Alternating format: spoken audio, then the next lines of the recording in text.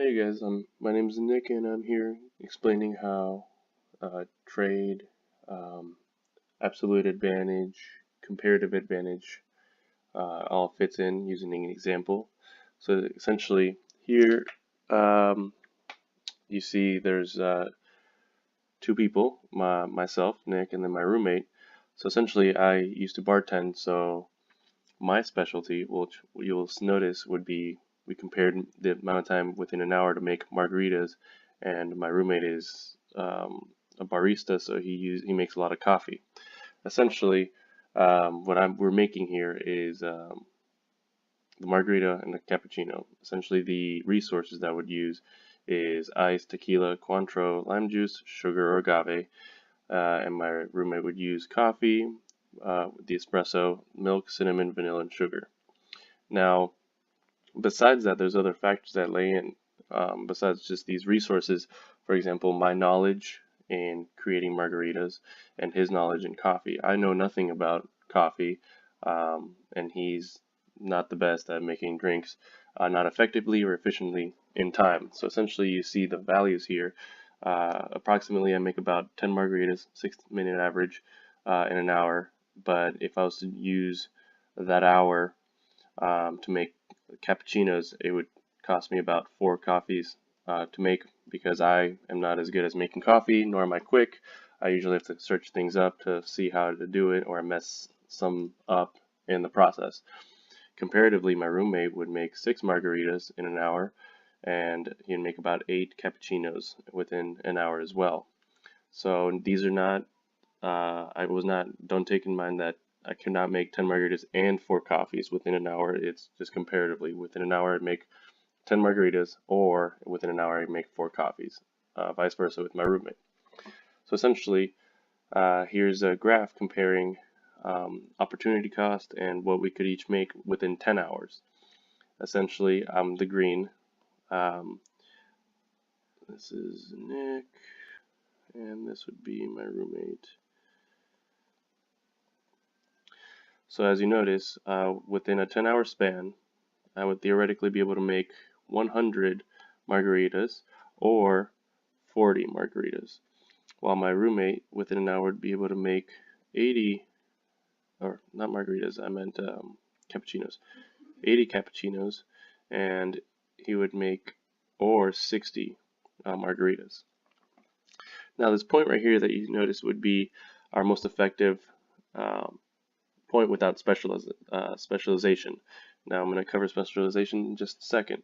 Essentially, the point of interest without each of us sticking to what we're best at, we would be making approximately 43 margaritas and 23 coffees, or cappuccinos in this case. And essentially, this would be, in a sense, our equilibrium point for each other, where let's say I want to make, in 10 hours, I would make 43 margaritas and 23 coffees, and him do so vice versa. However, if we specialize and we stick to just what we're best making at, so for my example, I would be best at making margaritas, and my roommate would be best at making cappuccinos, we'd create what you call a trade line. So this trade line would look like this, connecting these 2 points.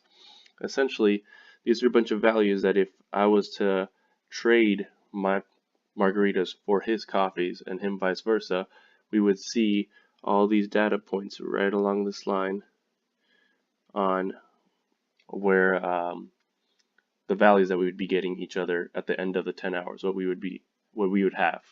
So for most effective specialization, you'd see this point move all the way to this line. So essentially, at the end of the day, or at the end of the 10 hours, I would end up with whatever this value is, which is, if you notice, a lot larger in both areas. So essentially, let's theoretically say that this is 45 and this is 60. Essentially, I would get, at the end of the day, I would have 60 margaritas and 45 cappuccinos. And so, with that, if you notice the difference here, is with specialization, I would gain my total outcome rather than trying to make sticking to this value right here, which would be the midpoint of what we would be capable of making without specialization. So in this case, this would be obviously the better outcome, because if for 10 hours I could either end up with 43 margaritas and 23 coffees if I stick to doing an even amount of each, or if we include trading and we specialize in what we do best, each of us would end up with higher values at the end of the 10 hours. Now, for comparative, in order to see this, you would have to do a comparative analysis and see who has the advantage in what area. So here, you would notice that for me, in order for me to make coffee, let's say if I use that 10 hours to make 40 coffees, that makes me lose the ability to make 100 margaritas. So essentially, my opportunity cost is 2.5 margaritas per one coffee. While my roommate, he would make 80 coffees instead of making 60 margaritas. So his opportunity cost, would be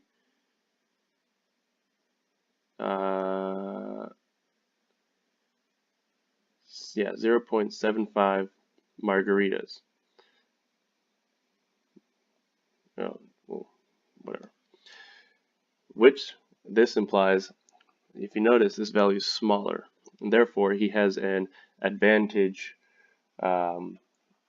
He has a comparative advantage because he loses less than I do. I would lose 2.5 full margaritas that I could be making. He only loses 3/4 of a margarita. So technically, he is losing less for each coffee he's making. That's a comparative advantage. And if you look at now we're moving it to margaritas, we switch the values around. For 100 margaritas I would make in an hour, I would lose the ability to make 40 coffees.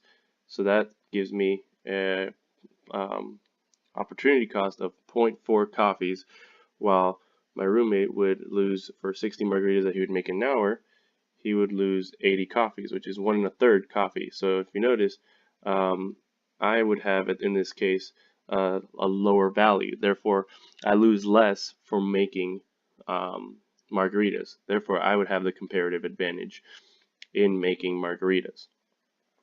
Now, the next term that we're discussing would be absolute advantage. So if you look, there's two ways of showing absolute advantage. If, let's say, we're not making or we just don't pay attention to margaritas at all, you would notice that. So let's just focus on the coffees.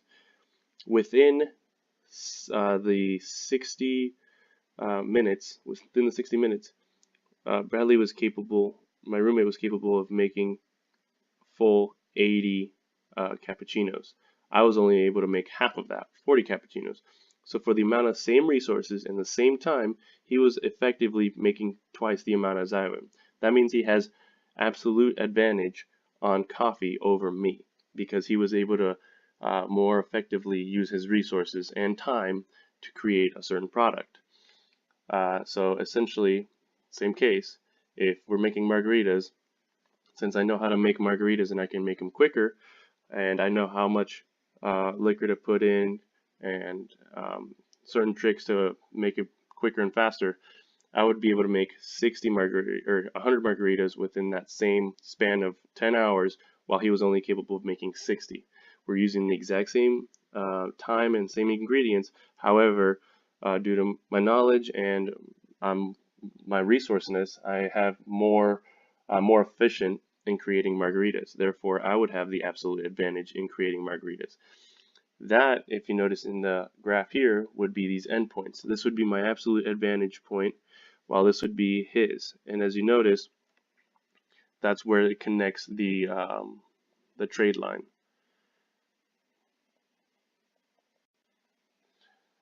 And Essentially, that would just pick that line is pretty much where you would want to um, lie in order to create the greatest outcome within the 10 hours. So essentially, let's say we're catering for an event and we're trying to get as many margaritas and coffees out there within that time span and resources. We would The smartest tactic would be, instead of being stuck in this point where we're both making the same product and only coming out with uh, 43 margaritas and 23 coffees within those 10 hours each, we each would be coming out with 60 margaritas and 45 coffees. And essentially, you would notice that that would be the most effective outcome, because we would both be getting a total of 120 margaritas and 90 coffees within that um, span of 10 hours, rather than only coming out with a total of 86 margaritas and 46 coffees. And that would conclude the demonstration on visually explaining through an example absolute advantage and comparative advantage, as well as the specialization, which again is when pretty much a country, in the sense of economics, or uh, a certain provider sticks to what either they have absolute advantage over, or what they're just most effectively and efficiently uh, good at creating, while the other trade partner would do the same, and they would be able to create a more effective amount for the same amount of resources.